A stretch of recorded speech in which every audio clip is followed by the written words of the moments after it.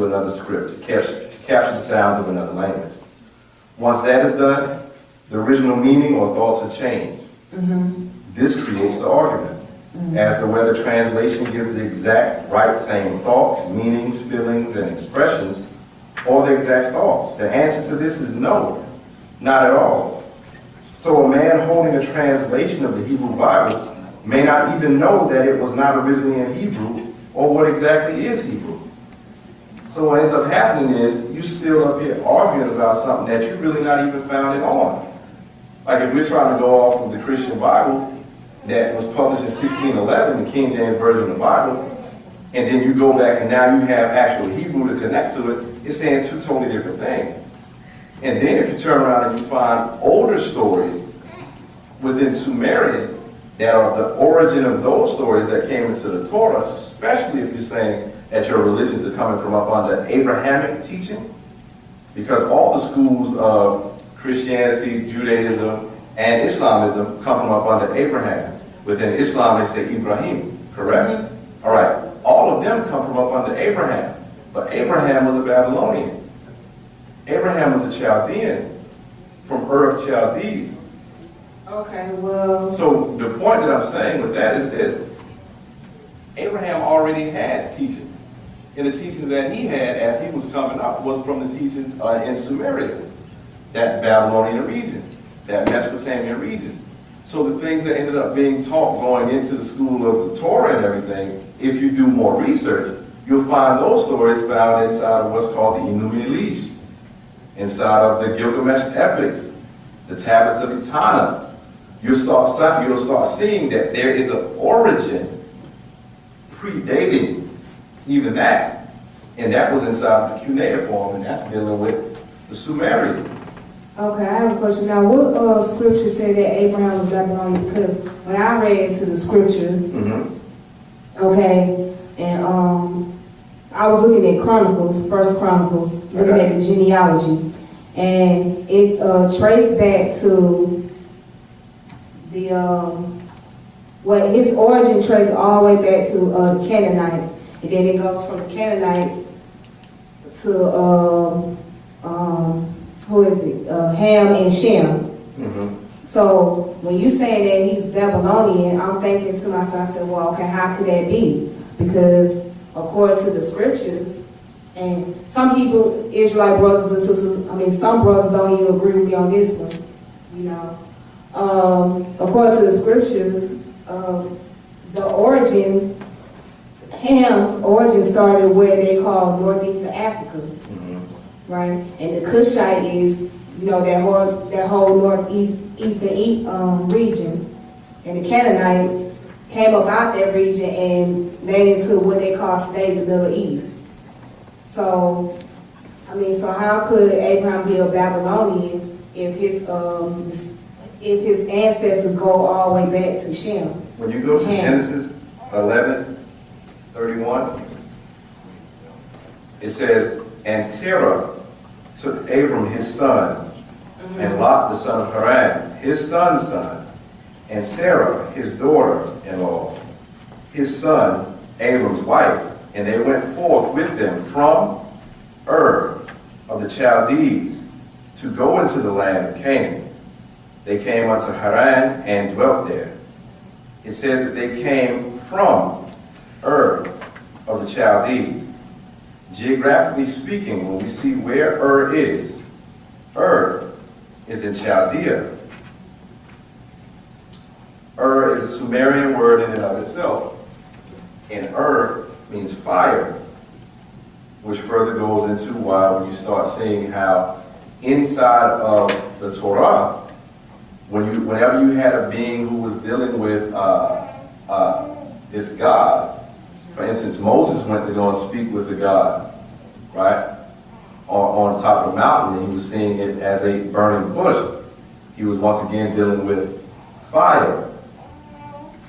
So what you're dealing with is you're dealing with a place, a geographical location. Ur is a geographical location. That is a Sumerian place, and it's a Sumerian word. Chaldee, or Chaldea.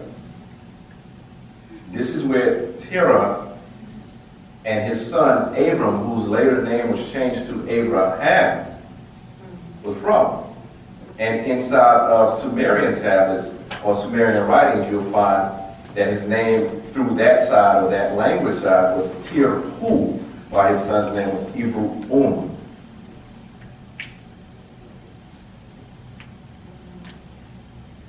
So then, like, if you are having that conversation with someone, you can take them to Genesis 11:31 to be able to see where they came from, where they were. Okay. I mean, I hear what you're saying, but I'm saying, are you reading what it's saying? Because it's not what I'm saying what it's reading. okay. Now, okay, well, start back again. Okay, what's the verse? Genesis 11. Okay, Genesis 11. It's right here. 31. Genesis chapter 11, verse 31.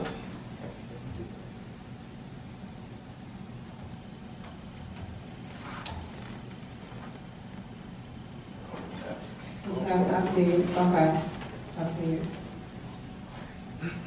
I see it. You see it? Yeah, I see it. So then, whoever told you I'm saying, think about it. Whoever told you where Abraham was coming from before that, because it said that he was there before he went into Canaan, right? I mean, yeah, but if you look into Chronicles, First Chronicles, I'm right here, First I Chronicles. got you. Take me there, please. Okay. All right, if you look into First Chronicles, now let's start with First Chronicles chapter 1 and 13. Okay. Give me a second to get to you. 1 verse 13, sir? Yes. And if you go all the way down to 34, where it talks about the son, where it talks about Abraham begot Isaac, and the son of Isaac, Esau and Israel. Which verse you said you said? First Chronicle, chapter 13. First Chronicle, chapter 1, verse 13, and go all the way up to 34. Uh-huh. Yeah. I know it's a lot, but That's all good. yeah. But see, what the thing is, when you get to verse 34, it says who Abraham begat. Right, but this is all his lineage. I got you, but it doesn't say who begat Abraham. Right. Because what you just read was who begat Abraham and where they came from. Okay, wait a minute. You say who? It doesn't say who begot Abraham. No, but Terah is Abram's father. Look at Genesis 11, verse 31 again. Because when you look at verse 26, matter of fact, where you at in Chronicles. Verse 26 says, Tiru Nahor Terah. Terah, yeah. And then from there, verse 27 says, Abram. The same is Abraham. Okay, yeah. So you see that name there in verse 26. Now you see it again in an older book, right, being in Genesis at 11. And now you have a story dealing with Terah taking his son from Ur of Chaldees to the land of Canaan. Right, but what I'm saying, I'm looking at his ancestral background. His ancestors. What you was looking at just now, what you was saying, you was talking about Abraham's lineage from himself. So you were talking about his descendancy from him. I'm talking about his ancestry up to him. You understand? Mm-hmm. Up to where he was at. He was raised up in Babylon. He was raised up as a Chaldean. When you go back to Genesis.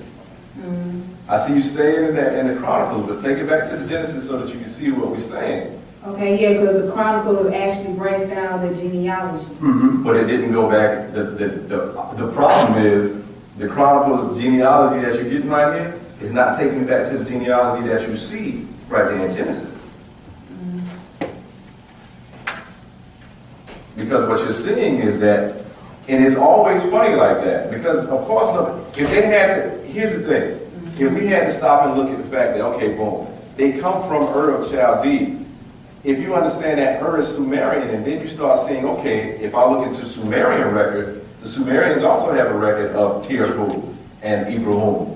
And Tirhu was a high priest of Anunnaki, which means that Abraham was already full aware of what was happening. And then here comes the next thing. If you can write this on there for me with every. Because especially when we're talking to Hebrew Israelites, this is important. Especially when we're talking to Hebrew Israelites. As our master teacher has explained, this word that you're seeing up here, every, right? That's the root of where you get that word Hebrew from. Abraham is supposed to be the father of Hebrews, period. Because before that, there wasn't a such thing. Every had to do with the fact that it means to cross over. So when you're looking at that Genesis 11:31, right, and you're seeing that they were coming from a place to another place, whenever you see the word that becomes Hebrew, that's an action. That's talking about the moment that this being crossed over a river from where he was to where he got to be. And then from him doing that action, they then begin to call it Hebrews. But that's also connected to when you start talking about a whole different group of beings called the Habiru, and all of those beings are actually beings who were not of Nubian descent. And that ends up being the issue that Hebrew Israelites have a lot of times with dealing with the facts here. Because when you see on the walls in Egypt the descriptions of the Habiru or the shepherd kings, these were Phoenicians. These were not Nagaru or Negroid beings. So it ends up being an issue.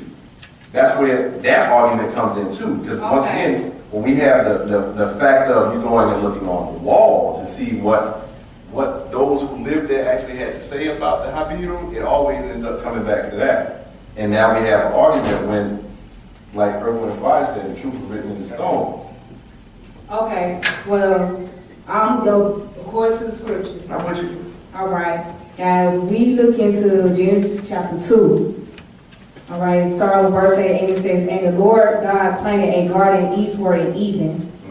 There he put the man whom he had formed. And out of the ground made the Lord God to grow every tree that is pleasant to the sight and good for food. The tree of life also in the midst of the garden, and the tree of knowledge of good and evil.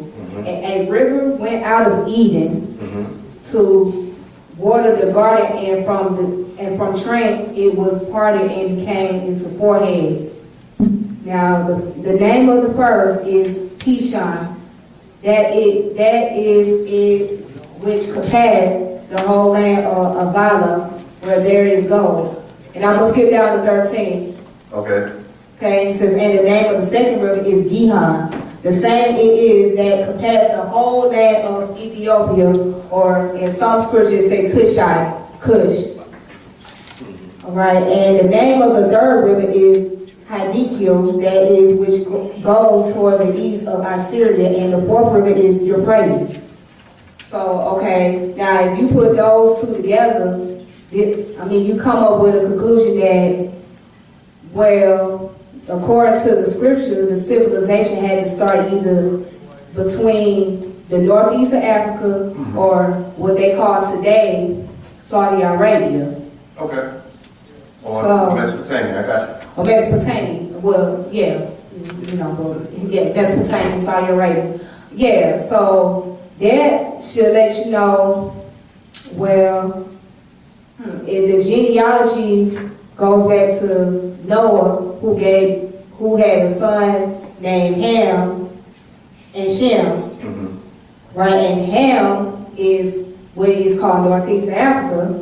Okay. Yeah, the northern part of Africa. That should, right there, that should say that, well, okay, the civilization had to either start like right in the African regions area. So therefore, you come up with the idea where these people must be what you call Afro-Asiatic, or what is known as the Semites. You say Afro-Asiatic. Yeah, Afro-Asiatic mean that they are Asian people, right? Because you know they call the Middle East Asia, right? You know that that's considered Asia as well, but it's Middle East Asia. Correct. Okay, and you got the African descendant, which is like Upper Egypt, Sudan, Ethiopia, and Somalia. Go ahead. Okay, so the story of Eden, the Garden of Eden had to lie somewhere in between that region. So if Abraham crossed over to Canaan, that means he had to come up out of Africa to cross over to Canaan. All right, so if your question is about Eden right now. I mean, yeah, so he had to cross over. So, I mean, but you're saying that, like, he was a Babylonian, but my thing is, okay, and then he's saying that, well, if he... No, remember, I didn't say it. That's what you read in that scripture. Right, okay. All right, so let's just...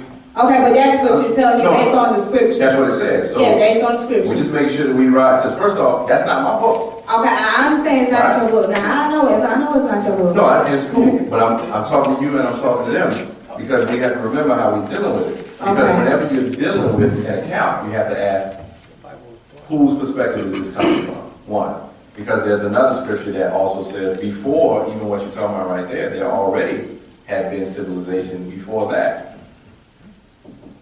Okay, but what I'm saying, according to the scripture, the civilization had to start right in the northeast, Middle East region area. Okay. Northeast of Africa, Middle East area. Because So you're dealing with an area that's connected to each other. One. Right. You're dealing with an area that's technically connected with each other. Exactly. One. But this is the difference. You had a different group of beings who came down onto that Mesopotamia region, and you already had a different group of beings who were already here in the regions that we're talking about being Africa. All right, so what happens is, and this is when you start talking about the difference between Anak or what they're considered to be Anunnaki, as they say that, and Natharu. You're dealing with two different groups of beings in two different places. And when you start talking about, that's the problem that we have a lot of times when we're dealing with words, because that's extremely important. Let me run in this real quick, dealing with that Eden part, because Massey explained here inside of what's called Speaking of Tongues. It says in verse 54, where is Eden, and where would be east in Eden? Eden, Hebrew Strong's number 5729, meaning pleasantness, pleasure, delight. And Eden, luxury, dainty, delight, finery. Hebrew Strong's number 5730. The root is Hebrew Strong's number 5727. Ahdan, Eden, to be soft, pleasure, delight oneself, to luxuriate, delight. So the word Eden, found under Hebrew Strong's number 5731, Eden, meaning pleasure, does not tell you exactly where it was. But you, Nuwaupians, will soon see where it was exactly. This Yahweh planted the garden in Sardeh. Remember, Genesis 2:2. All right, this. Okay, Yahweh. you said Sardeh what? Right, yeah. Also known as Saudi Arabia, right? No. But you said Sardeh. No, listen. Okay, go ahead. Because it comes back to language, it's important. Okay, but you said Sardeh. No, I did. I'll say it again if you like, because I'll read it. Okay, go ahead. This Yahweh planted the garden in Sardeh. Remember, Genesis 2:2. Let's go to Genesis 2:2. You got the Bible? Yeah. Hebrew Strong's number 7704. Go ahead. Genesis 2:2. 22. Okay, Genesis chapter 2. 22. No, 2 verse 2. That's where you was reading around a second ago.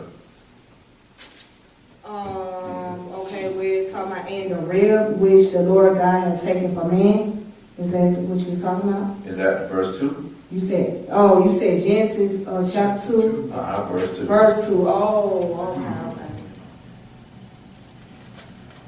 Right? Go ahead. Okay, and on the seventh day, God ended his work which he had made, and he rested on the seventh day from all his work which he had made. All right, let's see. You all right? Cool. I'm all right. Yeah, that's what I'm reading. And on the seventh day, God ended his work which he had made, and he rested on the seventh day from all his work which he had made. Right. All right, you good. This Yahweh planted the garden in Sardeh. Remember, it says Sardeh, Hebrew Strong's number 7704. Sardeh, field, cultivated field of wild beasts, home of wild beasts, plain, land, opposed to sea. Sardeh. Yeah, that's a typo. eastward in Eden. And there he put the man whom he had formed. Yes, so that is all right, good. All right. Now, it says, and you see how close that is to the name Sudan, which is eastward in Africa. So this Yahweh of Elohim, or Lord God, planted this garden eastward inside Eden. So Eden must be an enclosed area, a country. Now let's find out exactly where this Garden of Eden is, or enclosed place of delight. Genesis 2:10 says, and a river went out of Eden to water the garden. That's what you were reading a second ago, correct? Mm-hmm. A river went out of Eden to water the garden, and from thence it was parted and became four heads. Mm-hmm. Genesis 2:10 says, a river went out of Eden and watered the whole garden, and from thence, or there, it parted. So it had a junction where the one river became two rivers.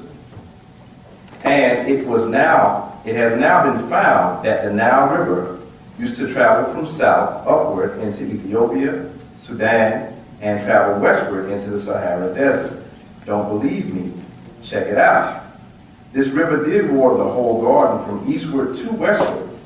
In Genesis 2:10, where it was saying, and a river went out from Eden to water the garden, and from thence it was parted and became into four heads.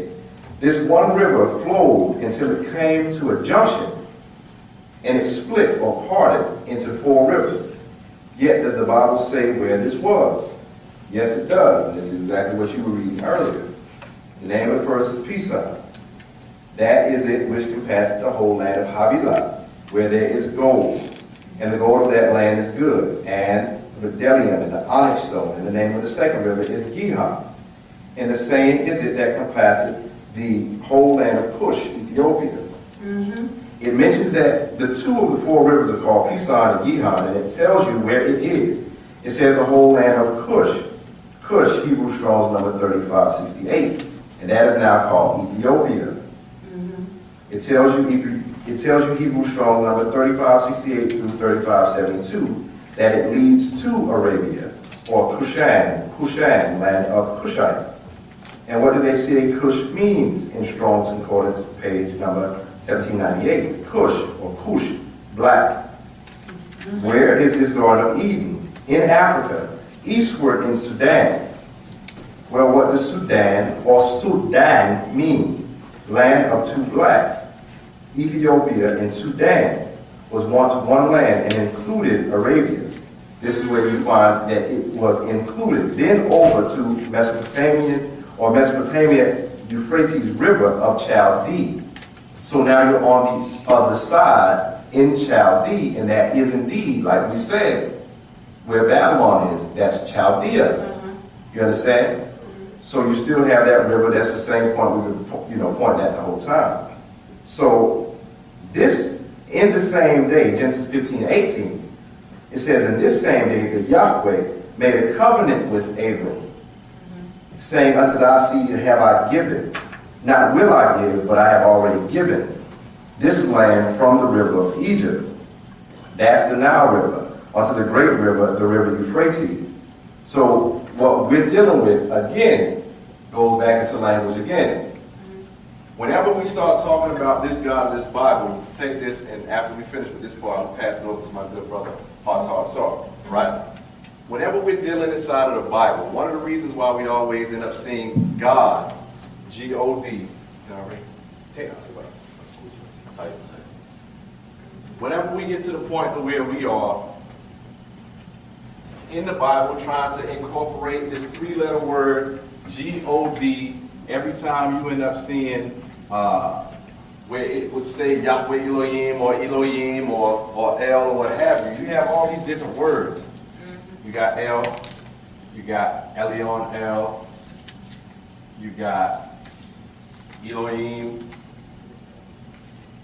etc., etc., etc. You got Yahweh Elohim, or as they say, just Yahweh, right? I was just about to write Yahweh here, because that's a different thing in and of itself as well. Because when you have, once again, in Babylonian, before you get into this, in Babylonian you have Yah, which is agreeable. And you have we, which is disagreeable. So then, depending on what language and which culture you're coming from, tones that you're using can have different meaning. Once again, this was the point of the argument that we were talking about earlier. That's why language is so important. Because if I say Yahweh, and I understand the language which predates what you're talking about when you're talking about the Hebrew culture, he was already speaking a language that he was raised from Ur Chaldees, because he was speaking the language of those who were writing in cuneiform. The language of Sumerians existed before what you end up talking about being the quote-unquote Hebrew. If you say that Abraham was the father of the Hebrew nation, and Abraham was raised where his father was a priest in Ur Chaldees, that means that he was already raised speaking what his father was speaking. So it predated that. So that being the point. But here's the point is this. Every time you end up seeing these words inside of the Bible where 1 minute, like in Genesis 1:1, where it says, in the beginning God, people think that that's a singular notion, but if you go and do your research and look at Strong's number, Hebrew 4:30, you'll find that the word that's being used there is this, Elohim. And what's happening there is this word, whenever you put right, can you write the Hebrew for this Yod and this Meme book? Because you were there. You write it better than me, I know. Whenever you get to the end of this word, Elohim, and you have what ends up being a Yod and a Meme, which sounds like a Y and an M, that pluralizes the thing like you're putting an S on it. Like if I say chair and then I say chairs, I'm talking about multiple.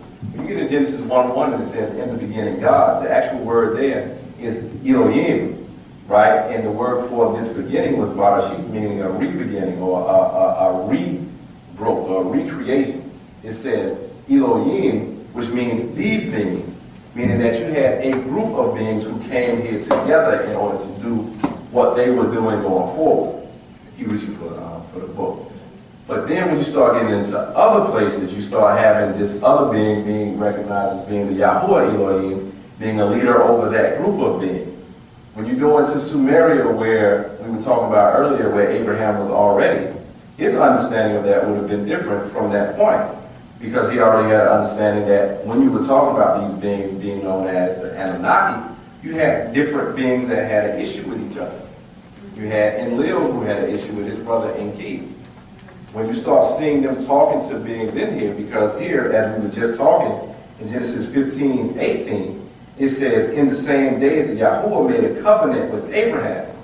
When you start seeing that Yahuwah, that's a different being now that's making this covenant with Abraham. But Abraham already had an understanding that there were Elohim, not just that one being, but now he's decided to follow the path of this one. Please tell me where you at, because I see you. No, you know. I don't. You know how I didn't mean. Well, with that, let me go ahead and pass it on to my good brother. I know he's itching to put some more on that. So give me a second. Let me get my stuff out your way, bro. You will spend the night here if you need to. Yeah, you're right. I gotta get to work in the morning. She's looking at her phone. She's looking Tell him I said, get the day off the pay. Tell him I said. Go ahead. Well, What happens oftentimes is, our master teacher, Dr. Malachi, explained to us years back. We call him a master teacher because he is very well that. And I want to prove it that. As a master teacher, not a teacher. Father, educator. In this day and time, do you ride? You have a car? Do you mind me asking? Or ride? Maybe the car? I'm sorry. Ride? You drive? Not yet. No. What happens is that people all times that are in the passenger seat, be it passenger side or passenger in the back, all times when they're riding, they look to the right, they look to the front, they look to the left, and they see and encompass a whole lot to take in. The driver usually looks straight forward. And all times you can get the drivers that are in here to bear witness. You read license plates all the time, don't you? Of course you do. And in reading license plates, you oftentimes see on the back of some of the license plates, it says, for teachers, it says, I am a or an. What does it say? Educator. Wow, that means you've been seeing it too. Yes. I am an educator, so that means you've seen it.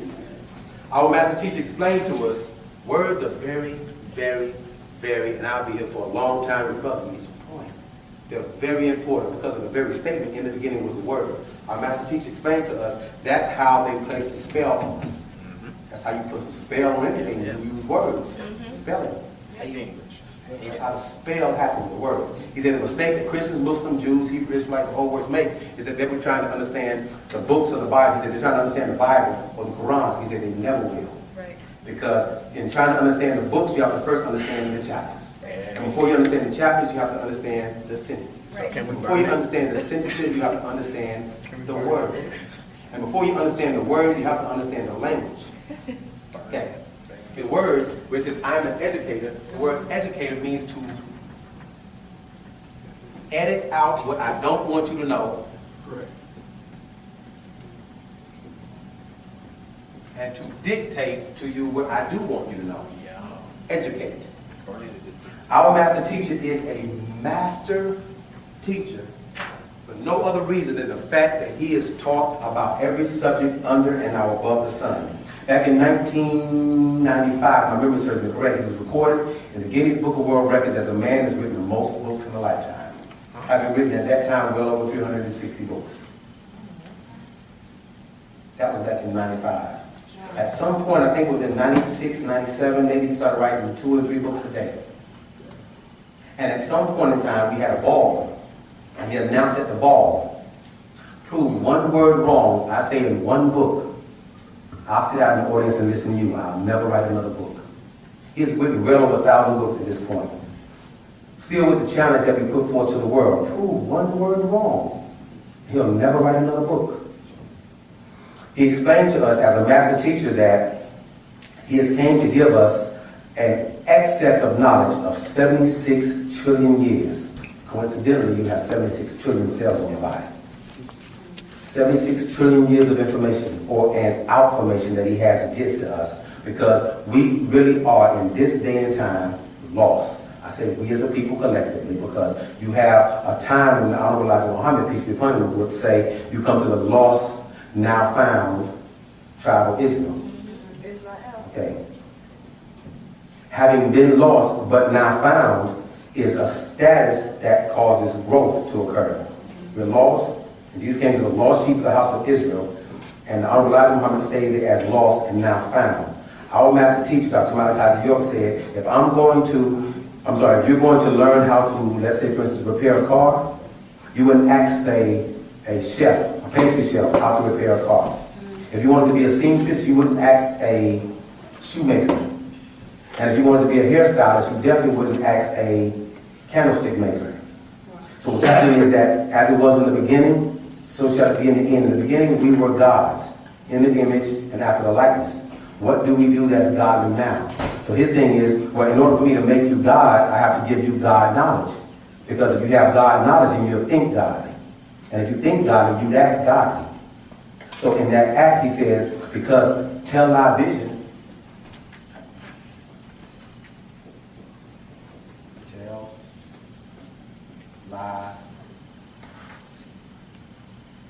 Tell lie vision is telling lies to us visually. I'm not going to tell lies to you. I'm going to tell you the truth. So we're going to bury lies in a library, which is where you find books. So our master teacher said from the statement that was written way back before your time, my time, and our parents' time, if you want to keep a secret from a nigga, say it with me. Put it in a book. Hey, but look. Put it in. Hold on, put it. No, you got time. I promise you got time. If me and you stand outside, it's going to be me and you. I said all that to say that our master teacher has given us so much information and information about every subject under and now above the sun that our brains, our minds, thoughts encompasses not just the understanding of what they tried to edit it out, but also what they tried to dictate to us, and also what our master teacher explained to us that we might understand it. Hence the science of information called Nuwaupu is right knowledge, right understanding, right knowledge, right wisdom, right understanding, and sound right reasoning. It's not understanding. It far surpasses understanding. And I'll give you an example. If I was teaching a math class and I asked little Johnny, do you understand what I just explained on the board? And little Johnny and everybody understood what I, as a teacher, explained mathematically on the board. Say, very good, little Johnny. Here's the chalk. Come teach the class. Little Johnny understood what I said. He don't have the explanation or the science of the what, where, when, who, why, and how to give an overstanding to the class so that they can understand it. Understand, overstanding. Okay. At times, we'll explain so much because we have so much in our heads. Right. We have so much that we'll explain that it seems like that's not what I'm talking about.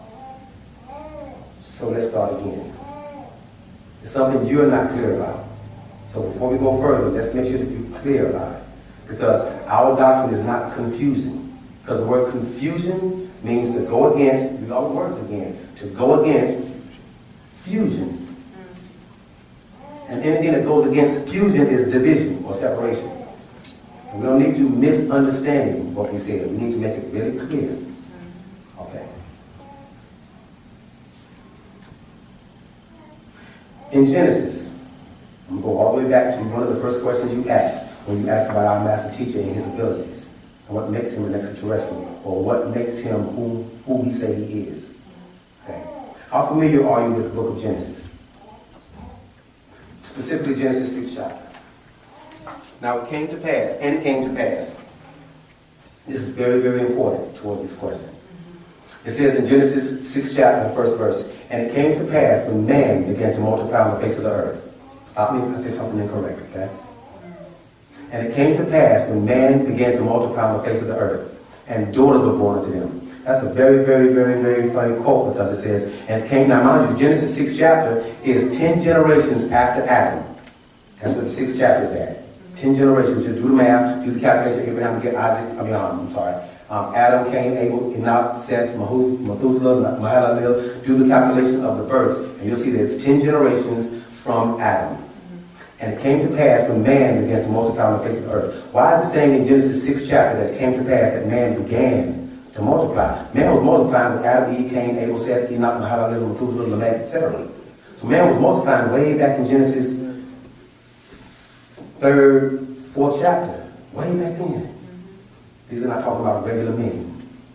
Because the very next verse says that it came to pass that man began to multiply on the face of the earth, and daughters were born unto them. That's the first time in Genesis it's recognizing women being born. As if women was here, there wouldn't be no men.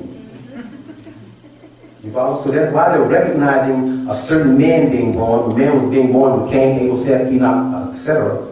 And they're recognizing, and women were born unto them, as if, who gave birth to the damn men? Right. So these are not regular men, these are not regular women. So that don't sound too much more like my opinion. The very next verse says that the sons of God saw the daughters of men and bore children. If these were humans, it would have said that the sons of man saw the daughters of man and bore children. It didn't. It said that the sons of God saw the daughters of men and bore children. Now here's a real funny thing about that verse. Genesis 6 chapter, first verse. Turn to the book of Job, first chapter, 6th verse. Genesis 6 chapter, first verse. Turn to Job, first chapter, 6th verse. It explains about an occurrence that happens with the sons of God when they came to present themselves before the Lord. It says, and there was a day when the sons of God came to present themselves before the Lord, and Satan came also, or the devil came also. And that particular quote, sons of God, is referring to the angelic beings of the Most High. Okay, you said chapter... Job chapter 1 verse 6. Okay. It marries, the scripture marries itself. It was never taught by a master teacher. It was always preached by preachers and reverends, and the pastor was always passing information on what the hell he was talking about. Never did. When you get to that verse and it says, and you see it where it says, there was a day when the sons of God came to present themselves before the Lord. What verse is that? 6. Okay, yeah. Got it. Okay, these sons of God were the angelic beings of the Most High. You follow? This is who they're referring to when it mentions the sons of God. Or the hosts. They call them the heavenly hosts. Also. These sons of God were not humans also because he called them the sons of God as opposed to the son of man. That is also referring to the title that they give Jesus, a son of God. not a son of man only. He was a son of man when they equated him to just simply being a child of Mary. And it wasn't until he was baptized by John the Baptist in the Jordan River by his cousin John at the age of 29 that he became a son of God and he was endowed with the Spirit of God. This is where it says, this is my beloved son in whom I am well pleased. All this is bringing you to a point where it says, now it came to pass when man began to multiply on the face of the earth, and daughters were born unto them, that the sons of God saw the daughters of men, and went in unto them and bore children. The same became mighty men, not just regular old average niggas. These became mighty men, which were of old men of renown. And the Lord said that my spirit should not always strive with man forever, that he is also flesh, that his days shall be 120 years. Back it up. That the sons of God, the angel Gabriel, saw the daughters of men, marry them in the Bible, and went in unto them and bore children. There are great men that were born on this planet that were not human.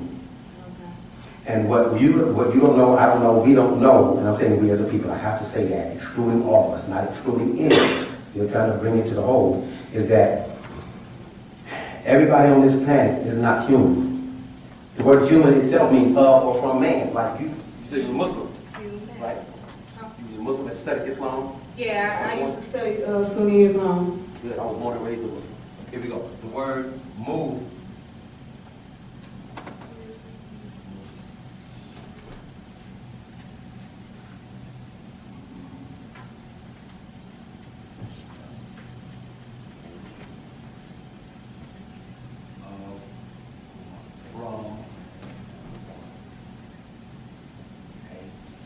Peace.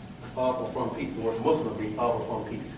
And the word salam, sin, lam, mim. In Muslim, the word S-L-M or sin, lam, mim in Muslim is peace. Correct? Well, I thought the word Muslim means one who submits. That's why I thought the word Muslim means one who submits. This is one of the reasons why our master teacher taught us that only works to a person that don't know the Arabic language. When you know your alphabet, and it's not difficult. When you know the alphabet, Arabic. I know a little bit of the alphabet. Yeah. What if you miss one of the letters? It's needed. If you go into alif, bet, tet, jim, ha, kha, del, ra, za, sin, shin, so, do, te, ayin, chayin, fe, kof, kaf, lam, mim, nun, ha, vav, ya, etc., to the vowels, the fatha, kesra, thumma, sukoons, etc. When you go into the vowels and pronunciation of the letters, you'll have the Muslim. You have the mim, the sin,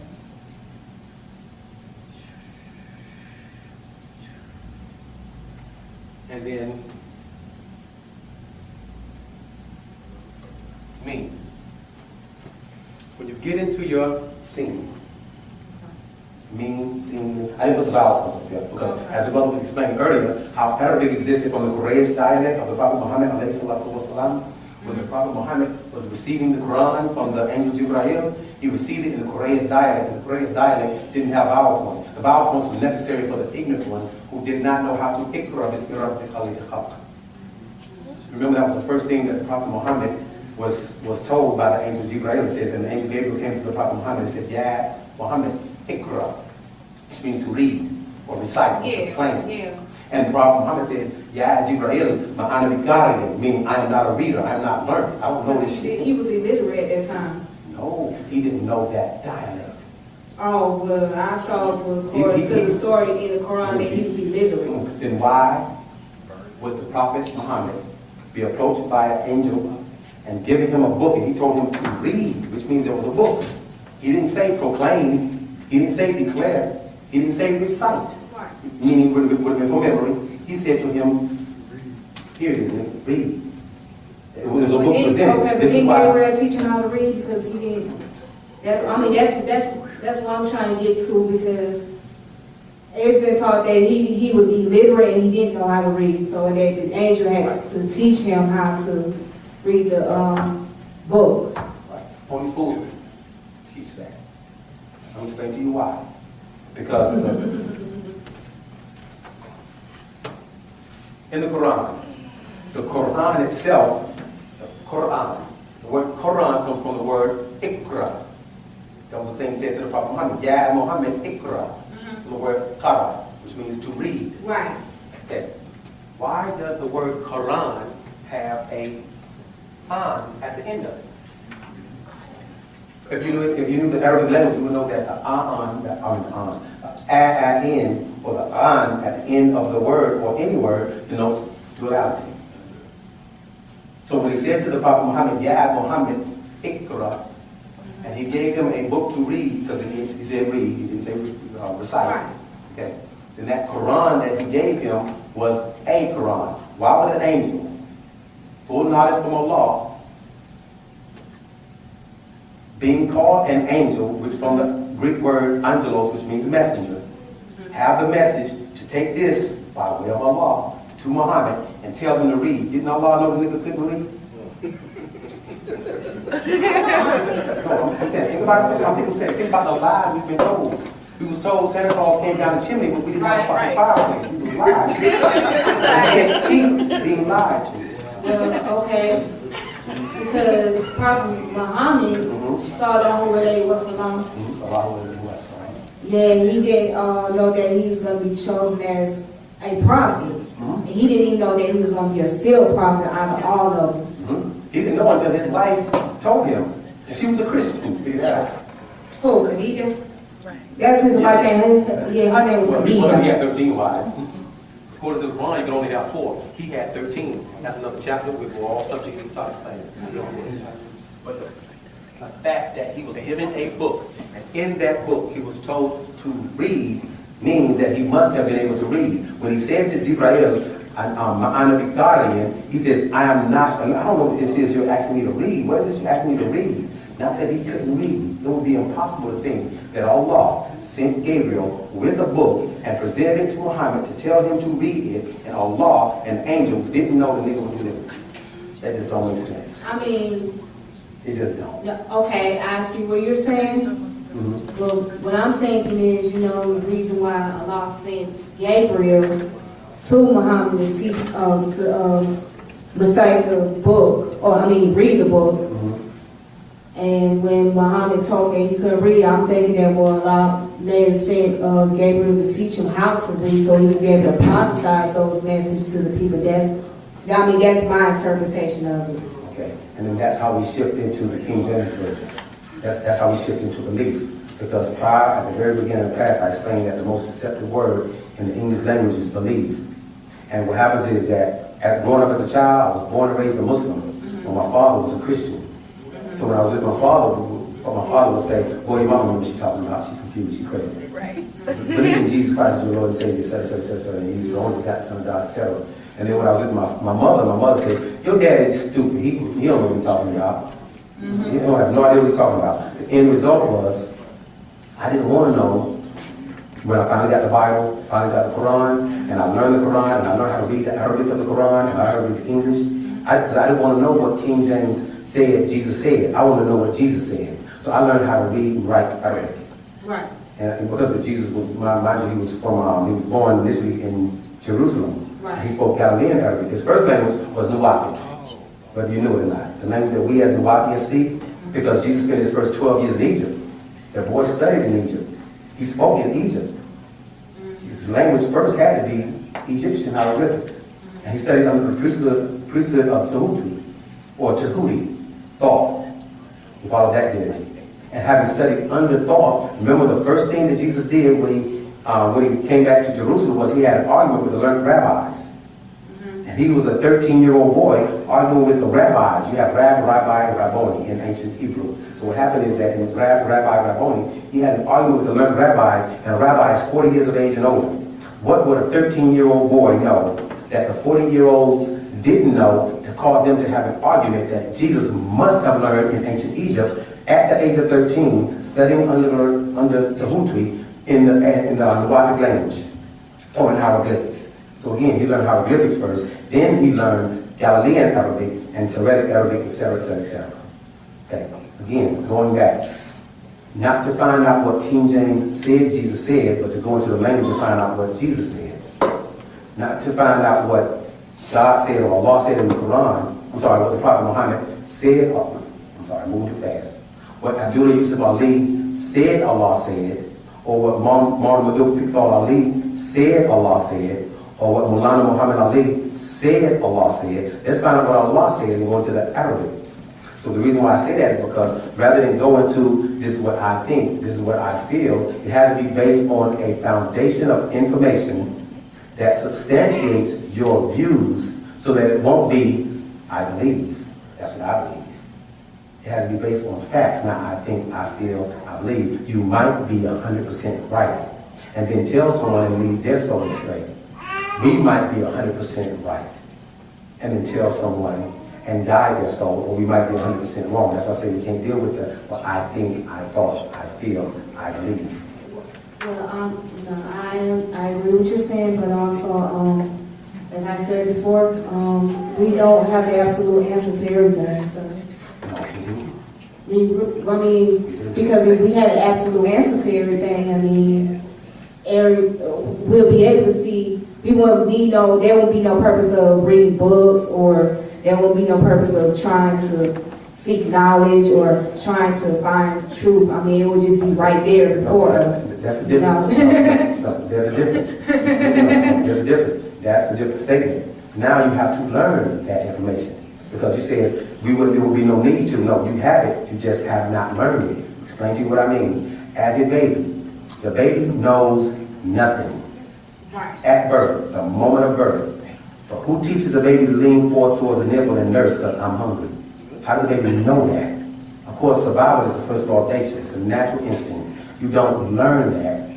That's what the baby knows. I mean, in the sense of no one taught it to the baby. Okay.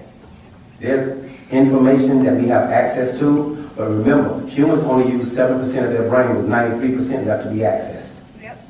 So because humans only use a certain percentage of their brain, they said a genius uses between 9 to 12% of their brain. How are you a genius and use between 9 to 12% of your brain? Let me ask you a question. If you didn't have a finger or a hand or an arm, you'd be considered handicapped. If I couldn't see out of one eye, or maybe if my foot or my leg was amputated, I'd be considered handicapped. Something as simple as a finger missing, you'd be considered handicapped. How is it that we only use 7% of our brain, yet we, as a race, are not considered, say it with me, handicapped? Wait a minute, stop, no, stop. That wasn't a question to be answered. I'm spanking you up. I mean, I want to say something along with that. Okay, go ahead. Well, because we have not acquired enough information to be able to, use our brain, and then we have been programmed to think a certain way instead of becoming free thinkers. Right.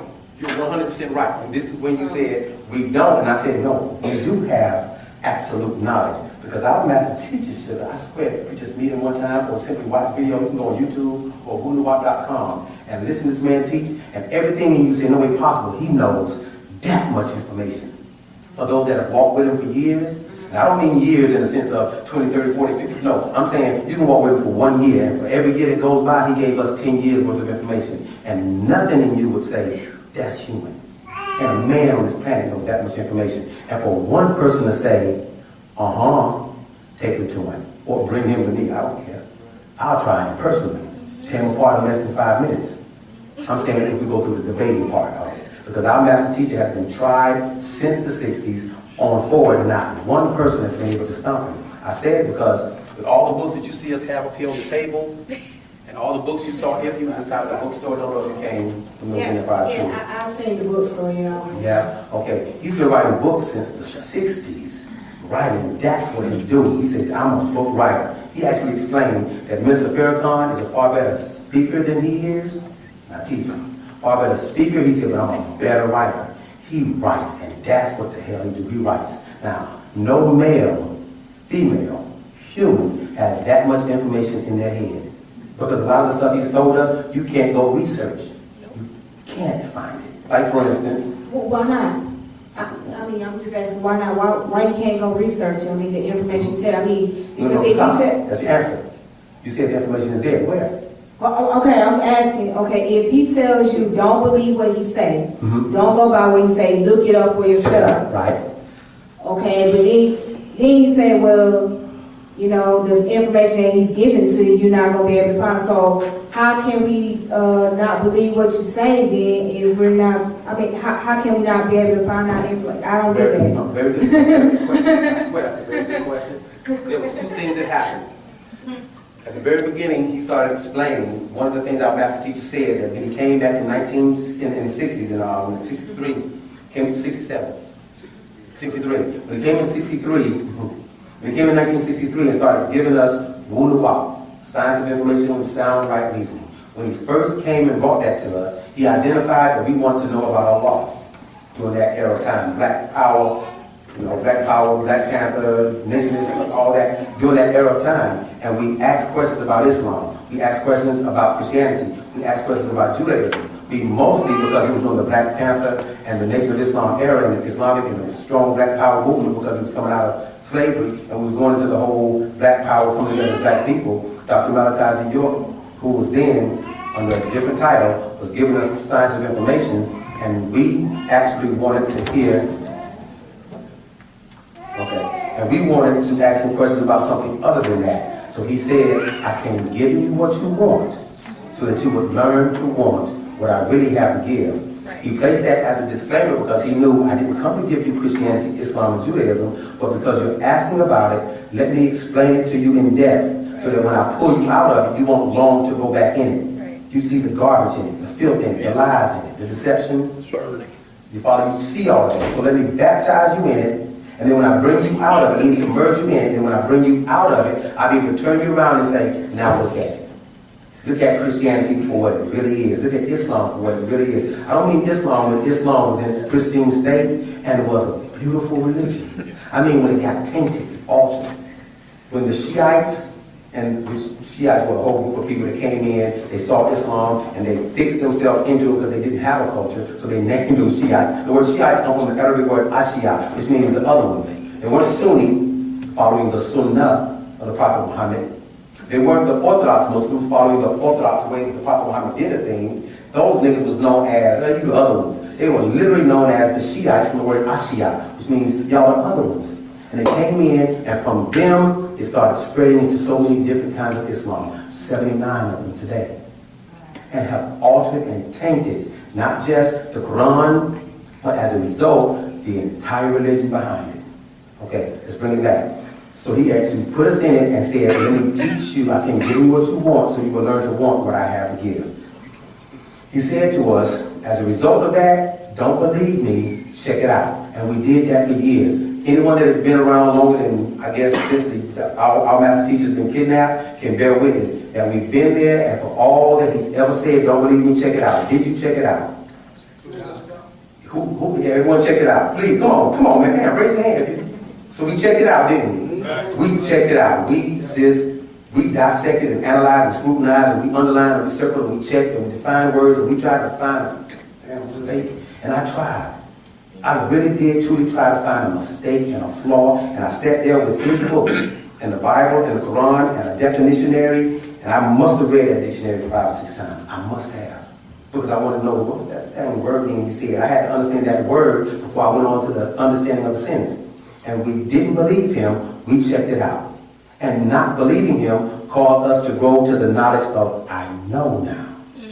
At a certain point in time, he says, I'm going to take you on a journey through time and space and existence, through times not yet encountered by the behemoth of the human beast, because all information you know is knowledge in this planet. And that knowledge keeps you in formation. You follow? It keeps you following their dictatorship. Follow him, go to their school, which the word school is Hebrew for Sheol, which means hell. You go to their school and you get degrees, which means you get hotter, you burn. It's all in their wordings. And in their schoolings, they taught us everything and we believed it. So our master teacher said at this point, I'm going to take you on a journey through time and space and distance. He can only tell you his story. He cannot tell you our story. Right. Well, he can't tell you our story because he wasn't there. And because he wasn't there, our story is a mystery, which mystery phonetically is also my story, my story. It's not his story. It's my story. It's our story. And at a certain point in time, he says, I'm going to take you on a journey to where I'm going to give you our story, and because this Celtic, these white people weren't there, because we go back millions of years, they only go back 6,000 years. Way before that. And because they were not able to inform us of our story, our master teacher said they will not be able to inform you, put you information of our formation with our story. Right. And you're not going to be able to run to the white man to verify our story. That's right. You're not going to be able to go to his books, his libraries, his movies, and explain and understand, let alone understand, our stories with his education system. Where they teach you at a universe, but don't teach you about the universe at a university. You follow? They can't do it. They can't explain our hair. They'll lie to us and say, and it's sad that they're cutting lies. They'll lie to us and they'll say, we're all the same. Right. Something that simple. They'll say we're all the same, and then I asked the white boy, he don't talk to me no more, I don't care. Right. He asked me, he said, no, we're all the same. We're all from one. We're all the same. I said, no, we're not. He said, yes, we are. You don't believe we're all the same? I know. He said, why? And I smiled, I'm thinking, you ain't gonna like this. You got fur. But if we're all the same, yeah, because you got fur, first of all. No, it was along that same answer. I explained to him. I said, you're saying we're all the same. Explain to me if we're all the same from genetics outward, correct? Outside of the skin, he said we're all the same. I said, explain to me when my cells die, my hair creates a certain curl. And when your cells die, it creates the flank hair that you have. Right. How can we be the same genetically, physically, DNA, RNA, coding? We all came from one. We all the same. We all the same. We all the same. How can we all be the same? And when your cells die in your body, your hair grows like that. If we're genetically the same, and when my cells die, my hair comes out different than yours. However, when every other animal cells die, their hair looks just like yours. How can we genetically be the same? But wait a minute, have it been taught that the European are actually the descendant of Africans? Yeah, of course. Haven't been taught that's okay. Now that's what if he's saying that he feels like he's the same as you because it's been taught that they are the descendant of African, then how can they be somebody totally different? They are genetic defects. Oh, they're defects. It's like, there's a book our master teacher wrote because he's a disease. He said, I wrote the book, He's a Disease, simply because he's a disease. Have you ever form of hatred? No, he's No. a disease. That's facts. Let me explain something to you, what they say about hatred, racism, and all that. I'm just asking, I know, I'm asking. This is a question and answer class. You ask it, I'm asking. Here we go. They'll take the word racism. Racist. If you look at the word IST, that IST tells us the degree of commitment that the person is involved in to the main word, race. For instance, if I play the violin and I become proficient at it, you'll call me a violinist. And if I like art and I dedicate my time towards art, you call me an artist, or a scientist, or a chemist, or a physicist. Right. So if I dedicate my time to the upliftment of my, and I'm going to write it in a goddamn black marker, I swear I am. I'm going to dedicate my time to the upliftment of my race, which has nothing to do with your ethnicity or your skin color at all. But it is about race. That's actually how you did it. And if I dedicate my time to the upliftment of my race, then yes, I am a racist. That don't mean that I hate the harmonica because I love the violin. Right. It don't mean that I hate any other race just because, damn, I love my race. Oh, I love my people. It don't mean that. So no, it's not a degree of hatred towards that end or even racism towards the definition of the meaning of the word racism that they define. But if you want to ask, am I a racist? Damn right. Right. Yes. Based on the definition of the meaning of the word. Right. And this is why our master teacher explained to us, it's very important, the words that they play. You gotta watch the words. They'll say that the Bible is the word of God. Right. It's not And then there's a verse in the Bible, in the New Testament, I can show you where it says, God says, I'm not the author of confusion. Right. But then when you read that in the Hebrew or in the Greek, and use the word biblios, and they said, well, the word biblios means Little book. a little book. Lies. Because the word Babel existed before the Greek language. Right. In the Babylonian Empire, Bible. Right. Okay. The word Babel existed in Babylon before the Biblios, Bible existed in Greek language. So when God says, I am not the author of Biblios, I am not the author of confusion, I am not the author of the Bible, then they'll tell us that the Bible is the Word of God. No. Because you can take the Bible and not find God's name nowhere from Genesis to Revelation. Right. Nowhere. Not even in the prayer, Our Father, who art in heaven, hallowed be thy name. Why didn't it say, what's your name? My name's Tiffany. Why didn't it say Tiffany be thy name? I would worship Tiffany. Because No, what I'm saying. Scripture. No, you miss what I'm saying. Why in the prayer, if it says, therefore pray in this manner, and we're to get on our knees as they show and pray. And if it says, pray in this manner, Our Father, and this is what you're supposed to say, Our Father, who art in heaven, or as it says in the Arabic, Abena alladhi fi samawati. Our Father, Abena, our Father, Abena alladhi who art, Abena alladhi fi in or inside, Abena alladhi fi samawati. Which means sema, the skies or the clouds. Don't use the Greek word Oranos. They didn't put Oranos in that particular verse. Oranos, which is the star constellation of Orion. It says, Our Father who art in heaven. Then it goes to the next verse and says, hallowed be thy name, which means holy. Why didn't it say Tiffany be thy name? Or William, Mark, Steve, I don't know, Anthony, whatever, pick a name. I don't care, you can be anybody. Why didn't they give us a name? However, you can read Genesis to Revelation, and I'll ask you, what is the devil's name? Lucifer, Satan, Shaitan. You know him, don't you? Right. Yeah, right. So why do we know the devil's name in the Bible, but we don't know God's name? Amen. I'm going to go back. They're still giving us, edited out what they don't want us to know, and dictate to, they don't want us to call on the name of the Most High by His name and His title. Before we go too far, I still want to take it back to our master teacher. Because no one has matched his greatness of all that he has written, recorded be it on cassette tape, be it on CD, or be it on the videotapes that we have circulating the planet.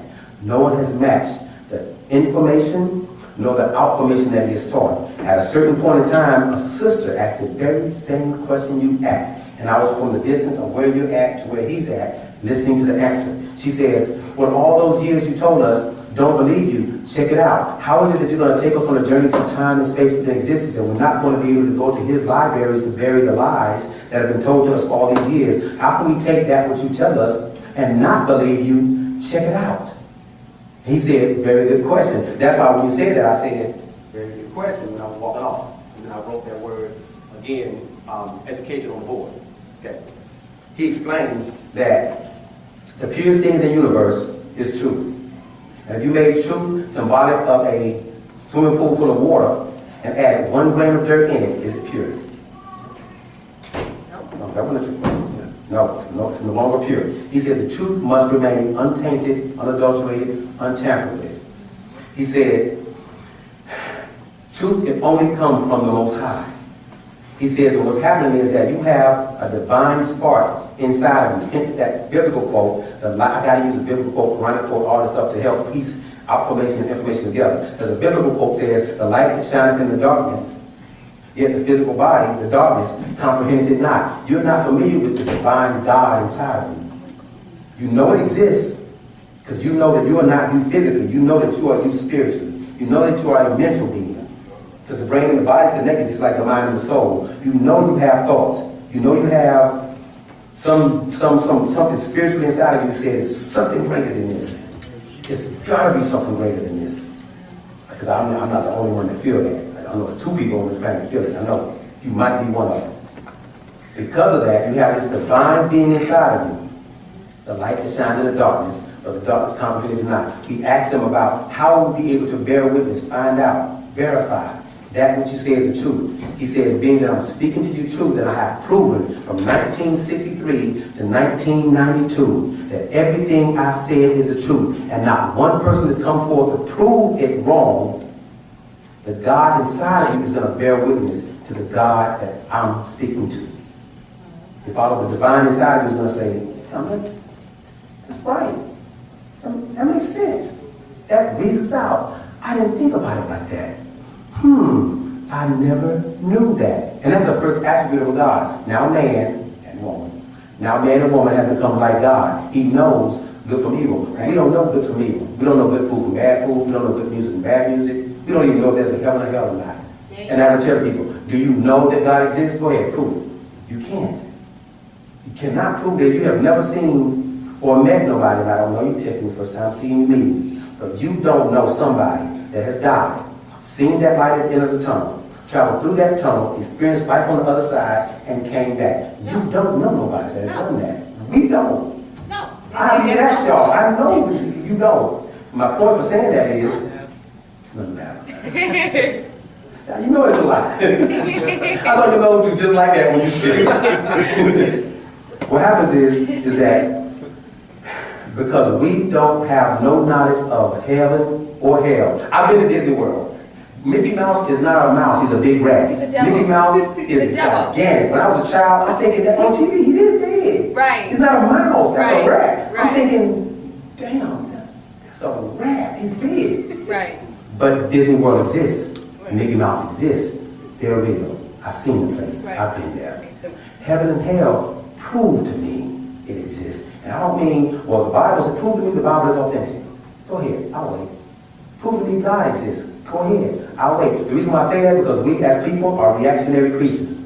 We cannot deal with something that we can't see, hear, taste, smell, and feel. That's how you can determine what a thing is and what a thing isn't. Seeing, hearing, tasting, smelling, and feeling. There are 5 senses multiplied by deception, the actuality 1.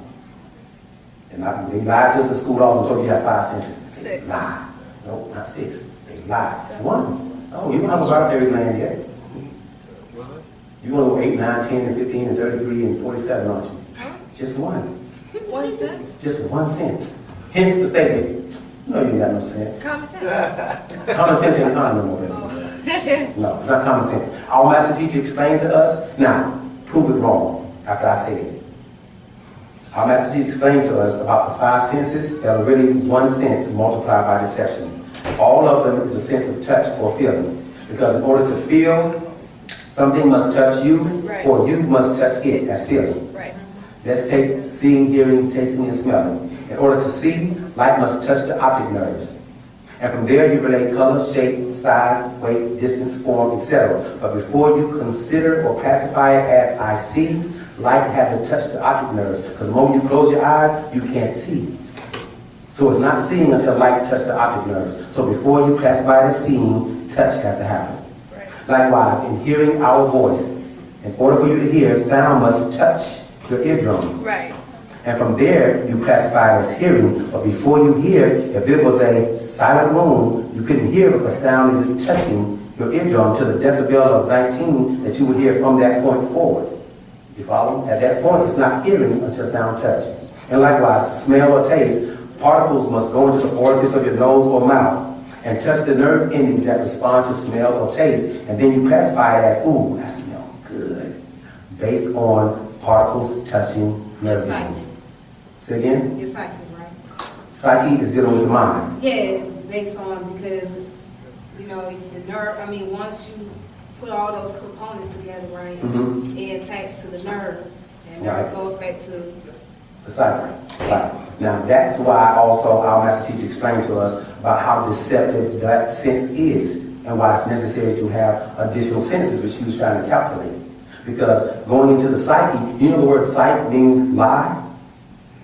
Yeah, like It's the word sight. Mama said, come here, you can get a whooping. Sight. Instantly, sight. It means to lie. Notice also that your psychic hotlines are all women. All lies. So the word psychic means a lying chick. But Lying women. What about lying though? Like What about who? lie is a reverse. It's like a reverse truth, right? I mean, Oh, even what? when we're lying, I heard you say even when you're Are you saying lying, the word? Oh. even when you're lying, it's truth, right? I swear it sounded like you saying lion, like a lion of Judah. I'm thinking you're saying lion. Oh, maybe Okay. that's the way I Lying. Yeah, lying. Okay. Like reverse psychology. Yeah, you said Something like Okay, reverse lying. psychology. Okay, yeah, lying. Okay. It's like Yeah, reverse psychology. Reverse It's like you psychology. still telling the truth, but you lying. Right. It's like, You know how... you get what I'm saying, though, right? You know how stupid that sounds? In other words, I'm saying for whoever said that, to say that lying is the reverse truth. Is it still lying if you reverse the truth? Either way, it's pointless. That's a right? yes or no question. It is If pointless. you reverse... That's why I hate Watch English. this. That's Am why I I hate facing you or do I have my back to you? Depends.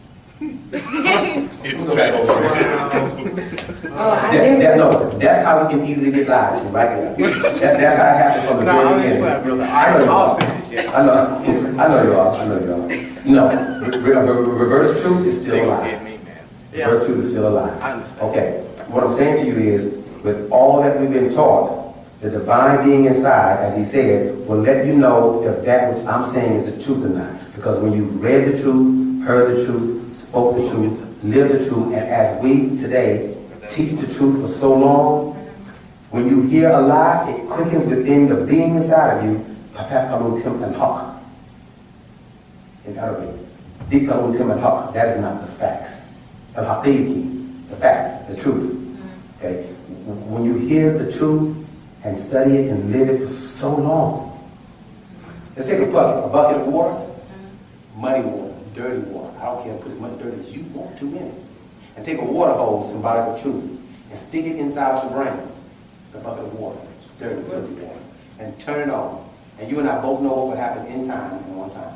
Eventually, as clean water flushes through that hose and into the bucket, it flushes the dirty water out. Yep. And eventually that dirty water becomes nice, clean, wholesome, drinking, bathing, washing water. Okay. Our master teacher explained to us that he had to brainwash us. And that sounds like a contradiction, but you wash anything, you take dirt and filth off of it. Wash the car, wash your hands, wash your dishes, wash your clothes, wash your hair, wash your car, wash anything, you take dirt and filth off. He says dirt and filth has to be washed out of your heads. So as I'm doing that, I can put the truth and the facts in. Because there was a time when we knew the answers to every question on the planet. And then what happened?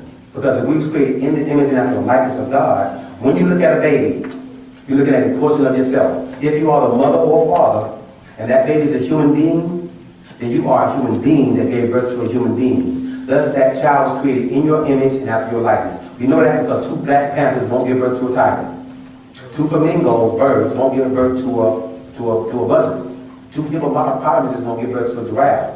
So if I'm in the image and I'm after the likeness of God, what is it about me that looks like God? Muslim call this God by one name. Arm, leg, arm, head. Right.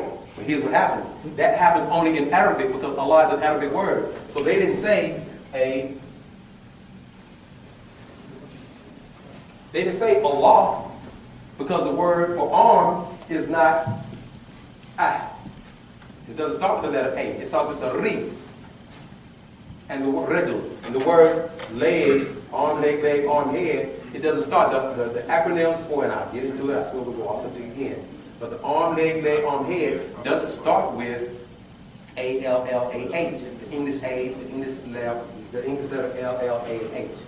So don't start with that. Also, it is not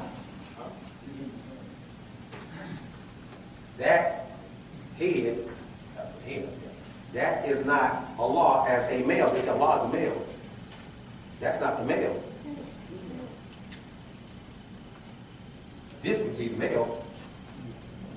So they made a mistake even when they said that, with it being an arm, leg, arm, head. They made a mistake then. It said female. Still going back to it.